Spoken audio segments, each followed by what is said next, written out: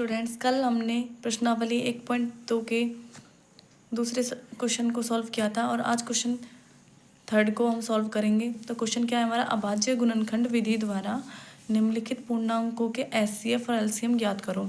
इसमें हमें कुछ नहीं करना है, बस इनके अभाज्य गुणनखंड करके इनके एचसीएफ और एलसीएम बताने हैं, जैसे हमने पहले और दूसरे क्वेश्चन में किया था। तो पहला क्वेश्चन क्या है हमारा, पहला क्वेश्चन लिख लेंगे 12, 15 और 21। 12, 15 और 21 इनके अभाज्य गुणनखंड करेंगे तीनों के। 12 इधर, 15 यहाँ, 21। ठीक है। अब 12 सम संख्या है, इसमें 2 का ही भाग देंगे। 2 का भाग जा रहा है, 2 का भाग कितनी बार जा रहा है, 6 बार। फिर 6 में 2 का भाग देंगे, कितनी बार गया, 3 बार। 3 में 3 का भाग दे दिया, यहाँ बच गया 1। 15 में किसका भाग जा रहा है, 3 का। 3 का भाग कितनी बार जा रहा है, 5 बार। और 5 में किसका भाग जा रहा है, 5 का कितनी बार, 1 बार।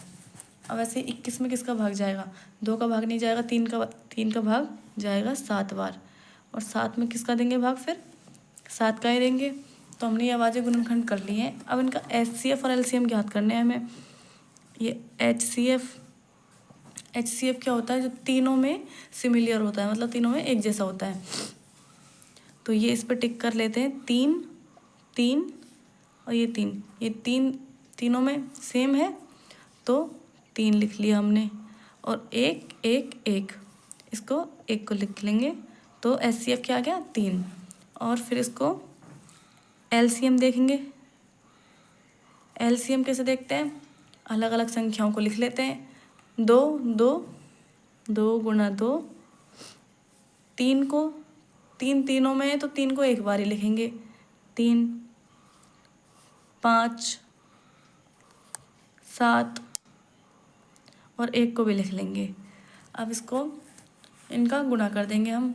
गुणा कैसे करेंगे, 7 पर 35, 35 दूनी 70, 70 दूनी 140, 140 का गुणा हम जब 3 से करेंगे तो कितना आएगा, 420। ये हमारा आंसर हो गया। दूसरा क्वेश्चन क्या है, 17, 23 और 29। 17, 23 और 29। 17, 23 और 29। अब इनका अभाज्य गुणनखंड करेंगे हम।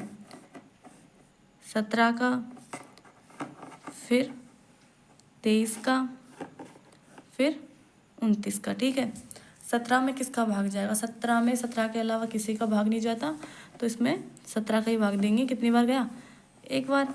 ऐसे ही 23 में देंगे 23 का ही, और ऐसे ही 29 में, ये 1 बार गया। इसका एचसीएफ क्या होगा, जब तीनों में कोई भी सिमिलर नहीं है, कोई भी समान अंक नहीं है, तो क्या एचसीएफ क्या होता है, 1। और एलसीएम क्या होगा हमारा, एलसीएम ये होगा 17 गुणा 23 गुणा 29।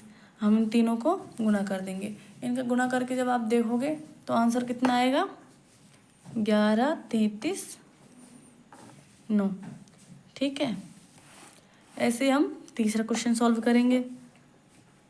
तीसरा क्वेश्चन क्या है, 8, 9 और 25। 8, 9 और 25। 8 का अभाज्य गुणनखंड यहाँ, फिर 9 का, फिर 25 का भाग दिया, इसमें 4 बार गया। फिर 2 का भाग देंगे, फिर 2 बार, फिर 2 का भाग देंगे, कितनी बार गया, 1 बार। 9 में 3 का भाग देंगे, 3 तिया 9, 3, फिर 3 का भाग दिया तो 1। 25 में किसका भाग देंगे, 5 का। कितनी बार, 5 बार। 5 का भाग देंगे, फिर कितना आ गया, 1। इसका एचसीएफ हम जब ज्ञात करेंगे, एचसीएफ जब हम देखेंगे, इसका क्या होगा, तीनों में सिमिलर देखो कुछ भी नहीं है, तो इसका एचसीएफ क्या होगा, पहले की तरह 1। और एलसीएम देख लो, सारी संख्याओं को अलग अलग लिखेंगे। 2 गुणा 2 गुणा 2, 3 गुणा 3 इंटू 5 गुणा 5।